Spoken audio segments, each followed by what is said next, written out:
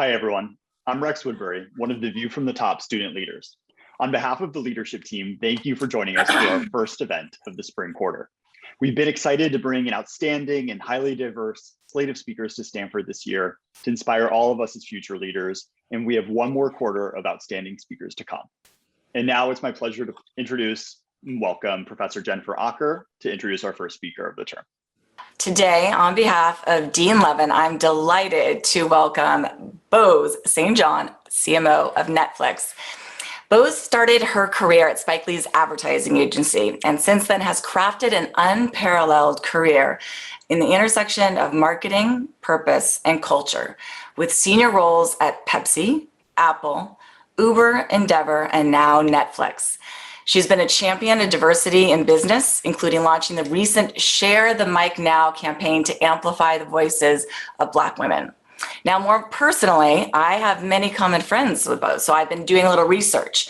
Here are a few quotes of what people say about her. She is a total force. She brings people together. She gets people fired up about the future. Having her in any meeting means that positive energy will be at least 2 times what it would have been without her. Now, part of her bringing up this vibe is her humor. She's generous with her laughter. She's incredibly self-deprecating, but she also doesn't bullshit. So she just as much can inspire and make people feel excited about the future, but she will also tell you like it is.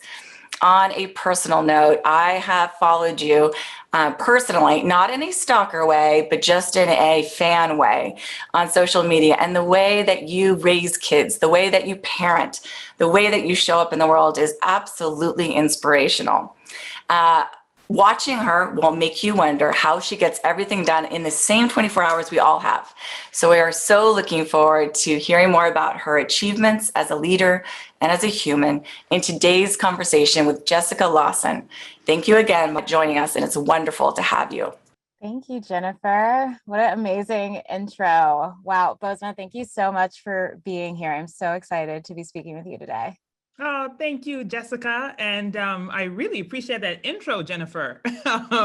That was actually quite motivating. I was like, oh, yes, brush my own shoulders off. Okay, yep, I'm out here. I love that. I totally echo that sentiment. I mean, it's so exciting to have someone who has had such a consistently cool CV and who's coined so many viral hashtags grace the View from the Top stage. So I'm just so excited to talk to you today. And, you know, social media takeovers are just the tip of the iceberg in terms of what you do. You are a marketing and branding powerhouse. And as a former marketer myself, I am so excited to learn from you today. So let's well, I'm really just trying to do, you know, some good work, some fun work every single day. You know, it's like that is my mission, which is that I really love people. You know, I love culture. I'm not ashamed of that. And I think that there are so many ways in which we can learn from each other, but also do it and have a good time. You know, it's like, what's the point of this life if we're not enjoying it? And I think that's actually the beauty of marketing, is that we're able to bring out the joy in so much of what we interact with every day. And I just try to find those moments and connect them together. I think that's really beautiful when you speak about what you do as a marketer so confidently. And I want to start with your sense of self, because you are so confident. I know you've been told that countless times. And you started to figure that out at a really early age because you were born in Connecticut, but your family moved to Ghana and then had to leave Ghana because of a coup. And eventually you landed in Colorado Springs around the age of 12, where you kind of stood out, right? You were tall and Black. You were the only Ghanaian family in the area at the time. And you said of that experience, I love this, you said you couldn't be anything else, so you had to become everything that you were. What did that mean at that time? And what does that mean for you today and now? Well, I mean it really literally, you know, that I really couldn't be anything else. I think there's a difference between, you know, when you are just slightly othered than when you are fully othered. You know, when there's no mistaking that one of these things is not like the other. You know, it's like there's no mistaking that. It's not like I was a white girl who was a brunette and I wanted to be blonde to fit in with all the other girls. So guess what? Just went and bought some hair dye and then tried blonde. By the way, I did try blonde at one point. It was a disaster. you know, but everything was so different. You know, there was no way to try and become what everyone else was. And that was not just, you know, physical. It was not just the outward, you know, appearance. It was everything. It was the way I thought about the world as a global citizen. You know, by the time I was 12, I had lived in 4 countries already. I had already had classmates who spoke so many different languages, who had different religions. I understood the intricacies and the differences and how people saw the world at 12. And my classmates didn't have that. They didn't have the privilege of that. I actually do think of it as a privilege. You know, they had been in one place, grown up with the same kids, celebrated the same holidays. And so for me, there was a difference in philosophy and approach. You know, I had the kind of dad when, you know, kids would come over to, you know, have dinner on a Friday night, you know, just like have some pizza. He'd be sitting there, ask them if they understood the politics in Portugal. And you're like, Dad, can we just talk about the Broncos? And he was like, Bronco who? For what? You know what I mean? Like that's the kind of upbringing I had. And so I had no choice. There was no choice in trying to just simply fit in. And so therefore, yes, I took everything that I already had and just became more of that because there was no choice. And did you feel that you were successful in doing that as a child? Did you feel like you ultimately found your footing, or was your childhood kind of this constant back and forth? Oh, I was a total weirdo. I mean, I was completely strange. And I mean, I can better articulate it these days and celebrate it. But yeah, I was a strange kid, you know. I do distinctly, and listen, I'm gonna say this, and it's gonna sound like a lot of arrogance, but it is what it is. Okay, so you're just gonna have to deal with it. Which is that I do recall looking in the mirror and being like, "But I'm so dope, though. Like, I don't understand why these other kids. I don't understand why they don't understand why I'm so dope. Like, why do they get it? You know, because I did feel that sense of pride." You know, I think Sally Struthers and everybody else at the time who talked such shit about Africa, they owe me one, you know, because I would go to school and kids would talk about, you know, the picture of the kid on their fridge, you know, the one they were sending a cent to or 2 cents to every month. And I would roll my eyes because while that is partly the truth, right? You can't pretend as if there's not poverty in Africa or anywhere else in the world. But their entire experience of what Africa was on their fridge, you know, with the kid with flies on their eyes and a distended belly. Whereas I understood the culture, you know, the fashion, the music, the food, the language, the beauty of a continent that had been stolen from, not just from its people, but its entire reputation. You know, and so walking into those situations and asking or being asked naive questions meant that very early on, I learned to fight with my tongue. You know, I learned what it meant to stand up for myself, you know, and learned how to stand up for a whole host of people who didn't ask me to.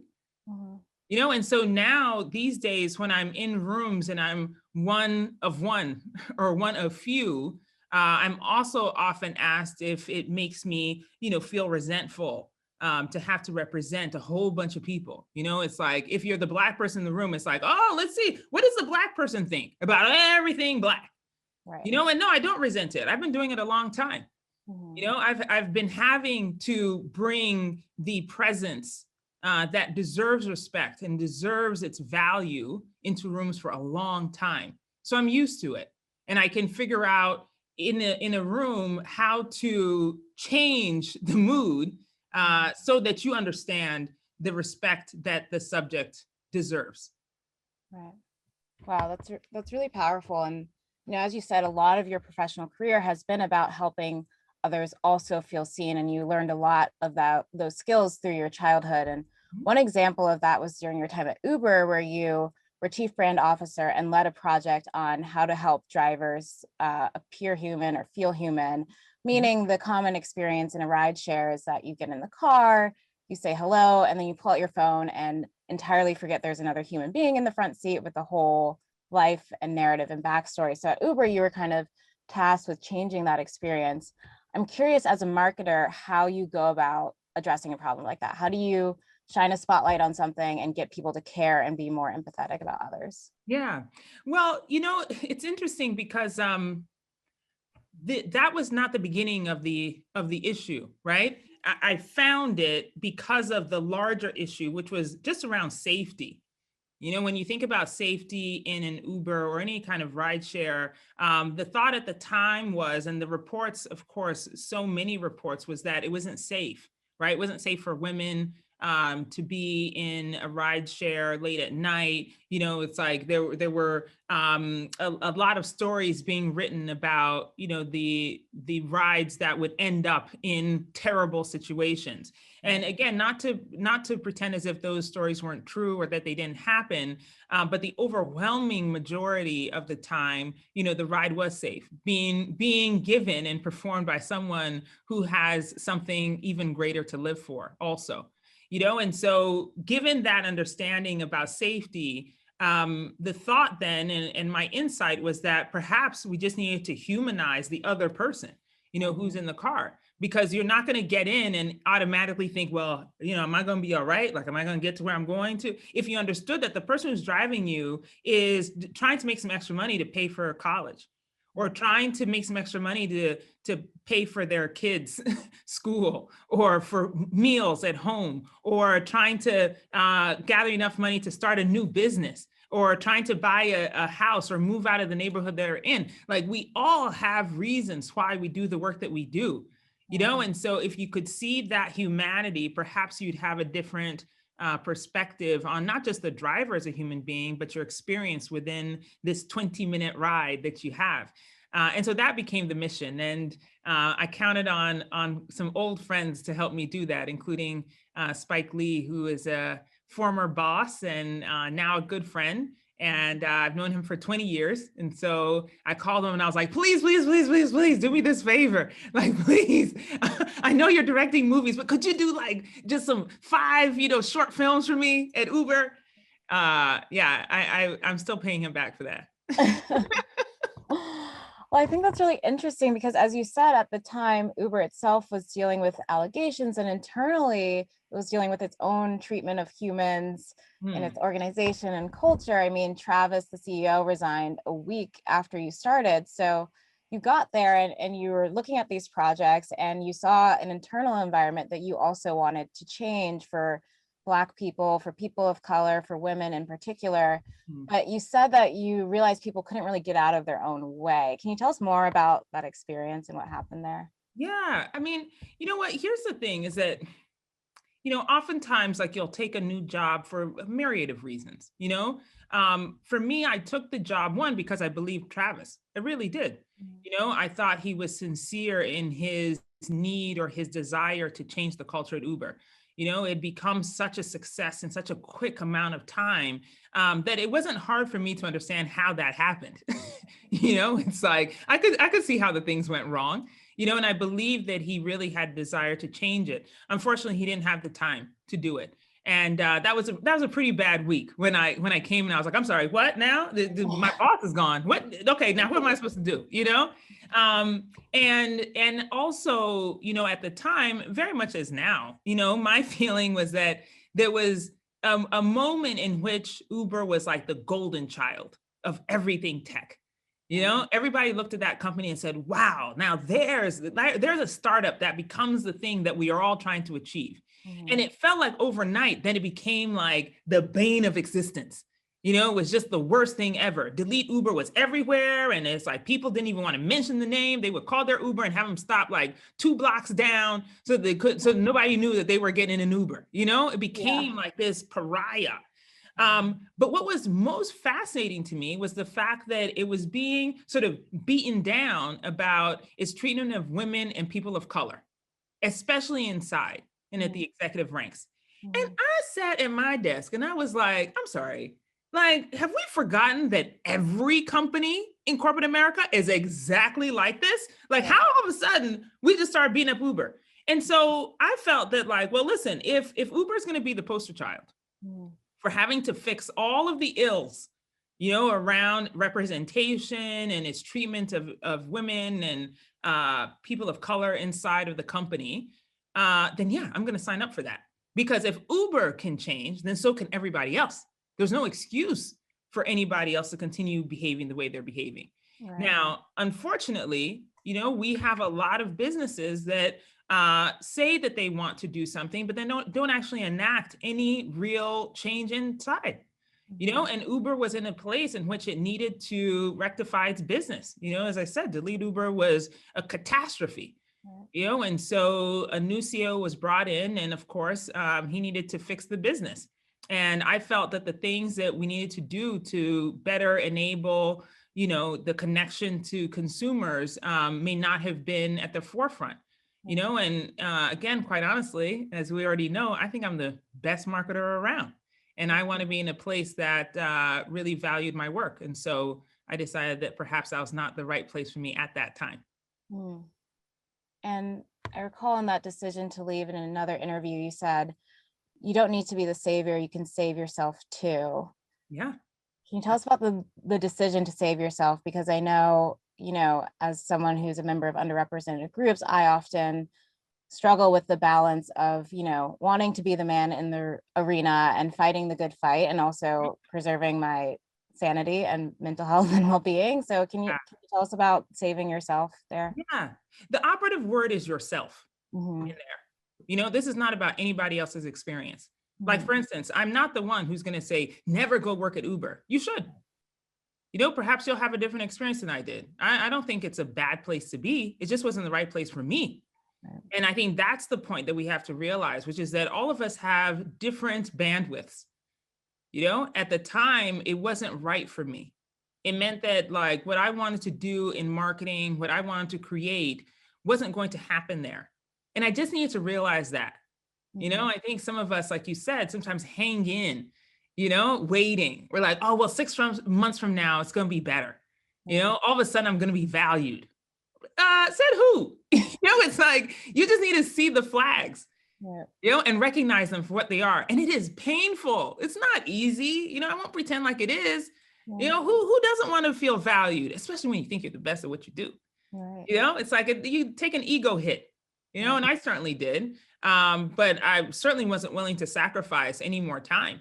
And I think perhaps that's the lesson that I've learned, in the past few years, after quite a significant personal tragedy. I just realized I didn't want to waste any more time, and so for me, 6 months seems like a lifetime, and I don't want to waste any of it. I think that's beautiful. And obviously leaving Uber was the right decision for yourself. And you ended up going to Endeavor, where you were CMO of the pop culture machines that are WME and IMG and Miss Universe, et cetera. And from one career move to the next, it seems like you can't miss. And that's undoubtedly due to your talent and reputation, but I also have to think you're a pretty good negotiator. That's something that I struggle with, and I think many women struggle with as well. What negotiating advice do you have for someone like myself who's entering the job market in the next few weeks and really wants to, up the ante significantly with this next move? Ooh, I know that's like the magic question, right. money. Well, I'll tell you a couple of things, which is, again, it's not the same for everyone, right? And that's probably the biggest lesson to be learned in that. Which is, I realize that it's easy to compare ourselves to other people and say, well, I should make that because that person does. Maybe that's not so true. It's like, I'm always more interested at your personal top of market than what is the top of market anywhere, and that also requires a lot of self-reflection and self-awareness. It's like, what are you actually worth? What is your value in this space? What are the things that are unique to you? And what are the things that you need to learn? I think there's a mistake we make when we think that we have all the tools ready for whatever job or whatever space, and attribute those things to how we should be compensated. I think there's a real lack of sometimes clarity in what we are actually bringing. And it happens on both ways, right? Where it's like, you think you're not worth enough and where you think you're worth too much. And both of those things can get in your way. And so for me, it's really about understanding what I'm going to bring to the job. Yes, of course, you have to understand the, what the field is and what is being offered, across, so you have a good understanding of the sort of the boundaries, right, or the pool in which you're entering, but really understanding what your own worth is, and being honest about that will help you to be a much better negotiator. Because what will happen is that, first of all, you'll have your number. You'll have the place where you want to be, right? And if anyone tries to offer you less, that that's not what you want, And for me, it's like, there's a difference between getting into a job with a certain salary or negotiating a certain comp, and then feeling as if they got the deal. Right. That's terrible. That's a terrible place to be, Right. And so as long as you are getting what you think you deserve, don't worry about what anybody else is doing. That's it. I will certainly keep that in mind during these conversations. So knowing your worth can lead to a lot of success. And now your next leg is global CMO of Netflix, and that's super exciting. I want to talk about the global part of your title for a second, because Netflix operates in over 190 countries, which is a massive operation.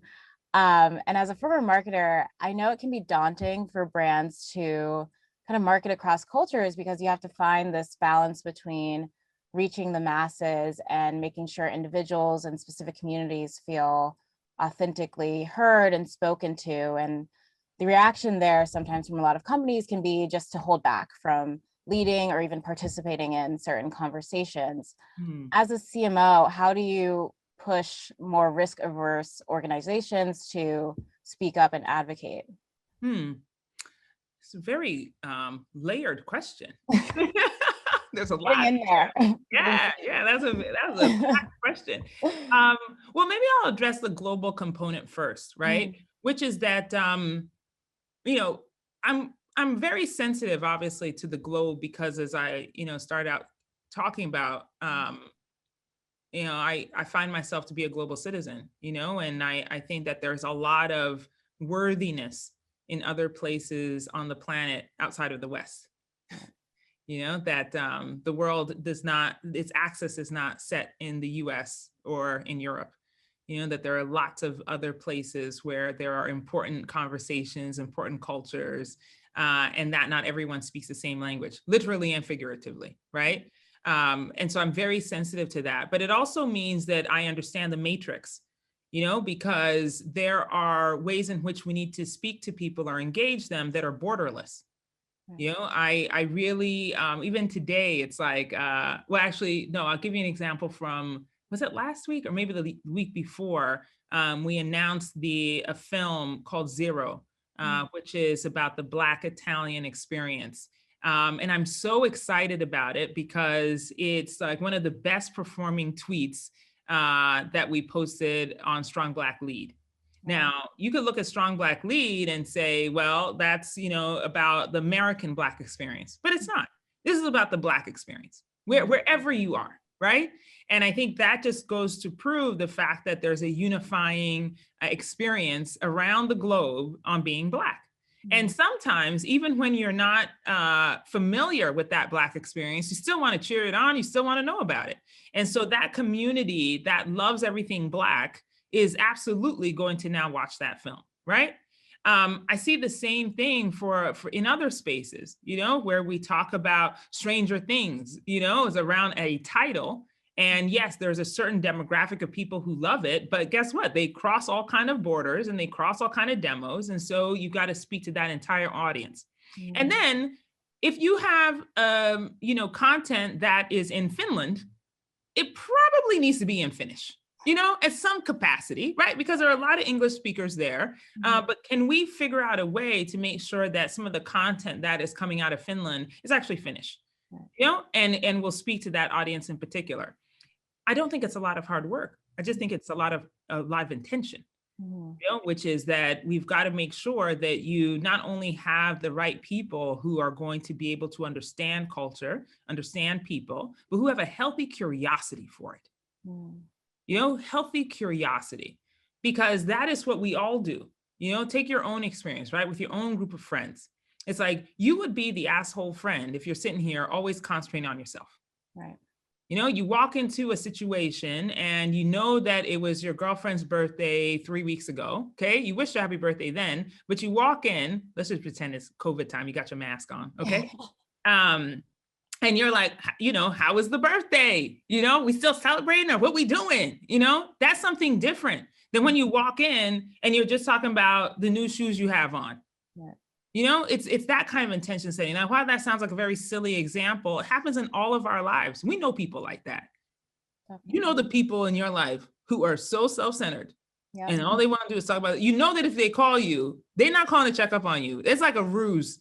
You know, I hate those type of phone calls. You know, the ones that they call you and you know they just calling to talk about themselves. I'm like, why'd you even call me?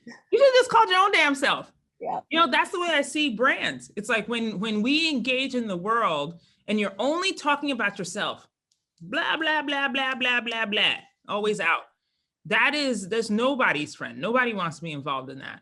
But brands who have a healthy dose of curiosity and healthy intention to get to know the people, to understand culture, to speak to them in their language, literally and figuratively, as I said, are the ones who win. And that's the way I approach marketing everywhere and at Netflix too. Mm-hmm. And I see intention in your approach to your personal brand as well. I mean, you have an extraordinarily influential personal brand, and one piece of that is your fantastic style and strong physical presence. And you know, there's real intent there. There's not just like surface level things, because hair and nails and clothing, all these things can be important psychological expressions, especially for those who felt othered. I'd love for you to tell us a little more about the choices you've made about how you present yourself in the workplace and beyond. Yes. Oh my goodness. It so pisses me off when people are like, oh, but that's so superficial. For who? Who's it superficial for? I'm like, do you see that the Crown Act just got passed? And not everywhere, by the way. So I can wear my hair in its natural textures at work and not be afraid of being fired for it. Like, for who is it superficial for? Yes, for those who've always had it. That's who. And so, yes, I do make the choice. I'm very intentional in showing up very Black, very femme all the time, because that's who I am. And my hope is that in doing so, it actually allows other people to show up in the way they are. I'm not saying everybody needs to show up in multicolored leopard print. I'm not saying that, you know, or need to have their nails done or face beat every time. But it's like, however you feel like showing up, I hope you're able to do that, because there's so much freedom in it.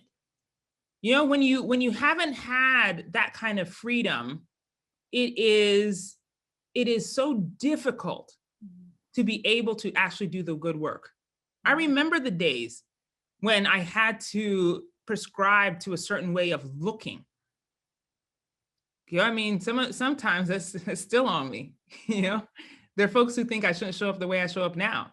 You know, there are folks who, you know, were in my DMs and messages and comments in August when I got, you know, when I was announcing this job, who said, oh, well, don't you think that the global CMO should do what? Come again? One more time? No, I don't think so. Yeah. The global CMO of Netflix looks like this, and twerks when she wants to, wears a bathing suit when she wants to, reads a ton of books when she wants to, listens to RIP DMX when she wants to. You know, like that for me is the freedom to be able to be as I am, so that all of my energy can be put into my brilliance. That's what I want. That's freedom. And so for me, it is extraordinarily important that even though sometimes it does take a little bit of energy to actually show up the way I actually am, that in the long run, it's so much better. You know, those days when I had to be careful about my tone, you know, because sometimes it would be off-putting to my colleagues or would scare people.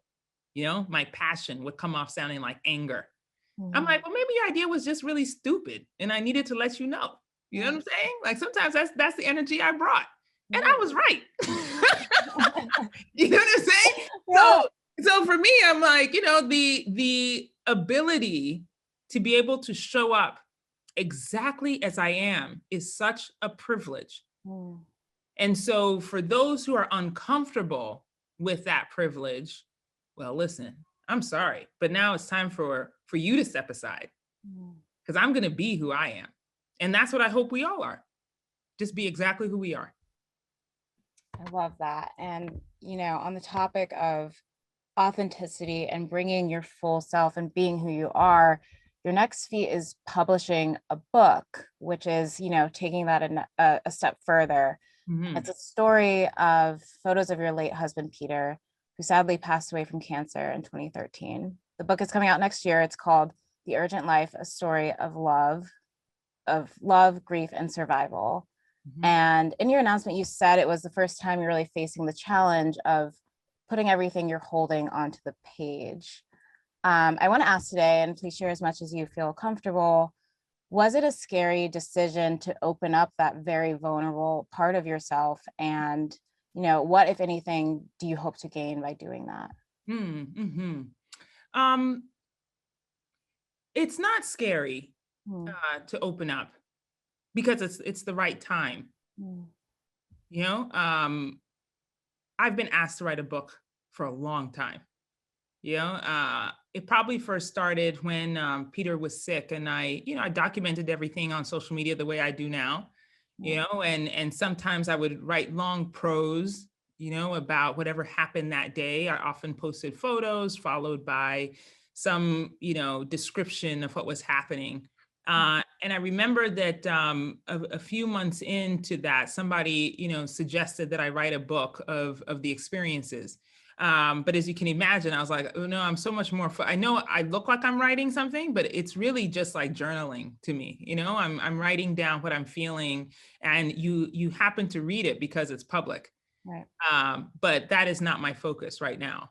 And even after he passed away, and tried to figure out how to rebuild my life and mother my child and do all of the things, it felt like, okay, well, maybe there's space to write.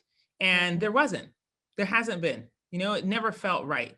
And I think that is also part of the lesson for us, right? Which is that everything in its own time, it's like your time is your time, not anybody else's time. I'm not on anybody's timetable but my own.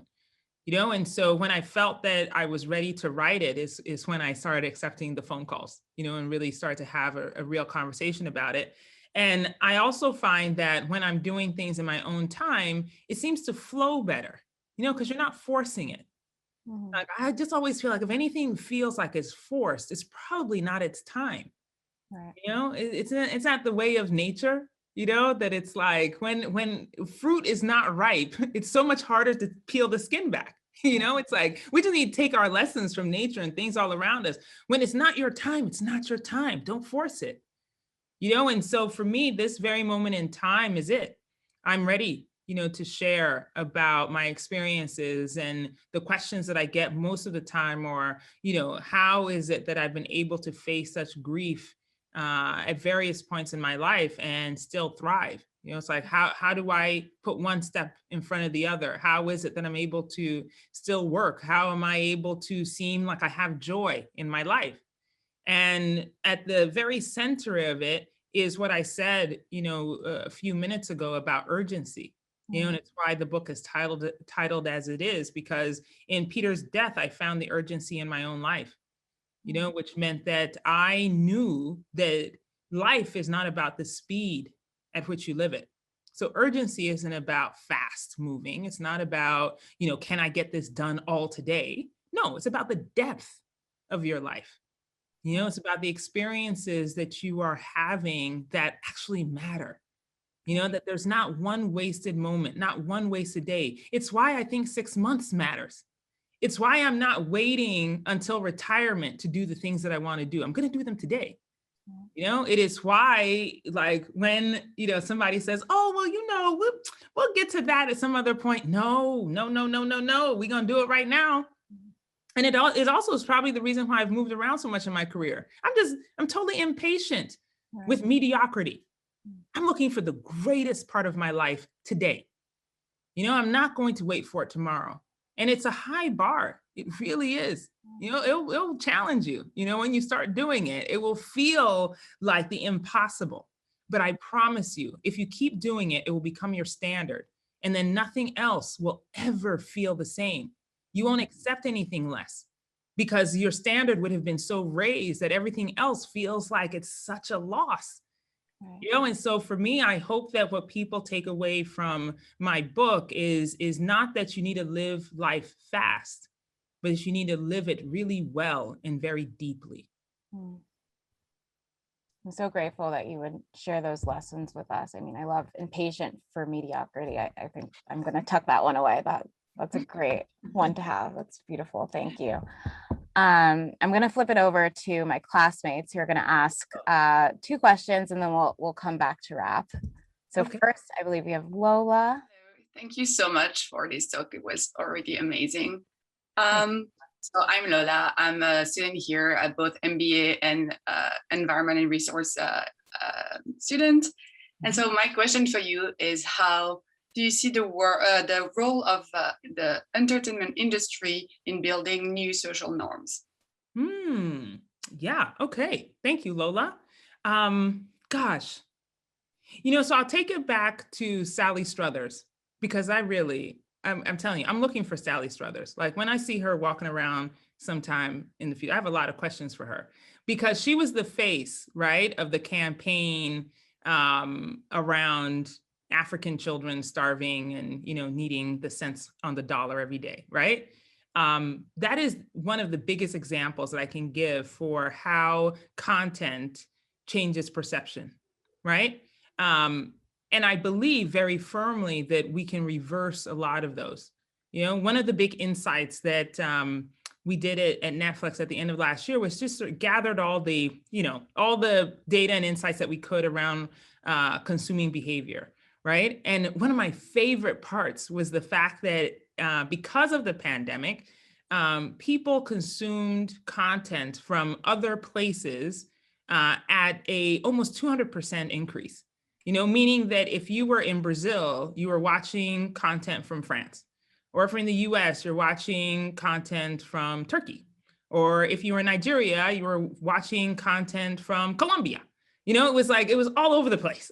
And Korean dramas just woof, you know, just everybody's watching K-drama, you know? And I think it's such a beautiful thing, you know, to be able to expand your world, your understanding, your knowledge of places based on content. You know, what a powerful tool. And so I do believe very firmly that if we are to do that more, you know, if we're able to share more, let people see what others, how people are living, you know, the beauty of culture, as we said, of like the fact that you can watch a food show and not actually taste the food, but imagine that it's good based on what the person is saying and then want to try it, I think is probably the biggest lesson there is. You know, it's like, I mean, all of the cooking shows that we have on Netflix, I'm constantly amazed by the numbers, because I'm like, these people, they can't even smell the food. You know, but they're just watching it, you know, it's like, and by the way, most people aren't even trying to cook it. They're just watching. They're just watching somebody else cook and eat. You know, I think that is incredible. And if we're able to fold in experiences from other cultures, I think it expands our insight, you know, in the way that we see the world. And so absolutely, I think that entertainment has a very, very, very big role in changing societal norms. And that crosses so many things, you know, and that's not just even about, you know, perception of a country. That's all of our challenges that we face, you know, whether they are gendered or, you know, LGBTQAI, or they are, gosh, so we have so many issues, Lord help us, you know. But I do think that if we are able to use entertainment as a way to normalize experiences across the board, then we have a much better shot at being just better human beings. Thank you, Lola. Thank you. Next we have Ori. Hi, thank you so much for being here. I am a second-year MBA student, and I think Netflix's activations for show launches have been incredible. I myself waited in line for 4 hours to attend the Gilmore Girls pop-up in LA. Oh, I know. So I wanted to ask you, how do you think about experiential marketing formats for life after coronavirus? oh yes. Oh, Ori, I cannot wait for that. God, I can't wait, you know, because the thing is that you need various touch points, you know, to make marketing come to life. or to connect people with a brand, right? And it doesn't matter what brand that is. It's not even just Netflix, it's any brand. You know, that experiential marketing, event marketing is one of the cornerstones of doing great marketing, right? It's like, you've got to be able to not just communicate with people verbally or visually, but also use all their other senses. You know, and it's a great way to get people deep into an experience. And so a lot of times, of course, experiential and event marketing is not about reach and frequency, you know, because you really can't get to that many people. You know, it's like you could put up a billboard and get more people in 20 minutes than you could out of creating an event for the Gilmore Girls, you know, and getting people cycled in and out of those experiences. But it's so important, right? Because what I love to get are evangelists. You know, people like you who are going to go into that event, experience it, have a good ass time, and then tell everybody else in the world like how great it was. And even if they can't attend it, your testimony alone is going to convince them that this is a good thing. And that's what you want, right? At the end of the day, it's like the word of mouth, you know, testimony is the best marketing that there is. And so if I can do that by giving you a great experience close to the brand, then I've won. It is much better than any billboard or static image that I could ever provide. So I think it's critical to what we do. And I can't wait to get back to it. Thank you. Thanks, Ori. Thank you, Boz. I get so much pride hearing you talk about marketing. There's so much power and responsibility in it. I love it. Yes. I have one last question for you, which we're asking all of our speakers this year, which is, what principles do you rely on during your toughest moments as a leader? Oh gosh, that's such a hard one. I know. Oh, principles. Oh gosh, there's so much that I think about. But maybe the one that I probably rely on most is integrity. Mm. You know, the integrity of intention. You know, because the thing is that, you know, you can't be all things to all people, even as a leader. Mm. I think it's one of the biggest lessons perhaps that we've learned in the last year, right? Because I would challenge that prior to this year, whether it was racially motivated or, you know, gendered, or as we said, sexual orientation, like regardless of the issue, the societal problem, we never want to say anything, right? For fear that you said something wrong. Cancel culture is so thick and deep that we would just not want to touch it, right? The challenge is that by not having an opinion at all meant that you actually were alienating yourself from the consumer, or from your audience, from your members, from anyone who is going to interact with your brand.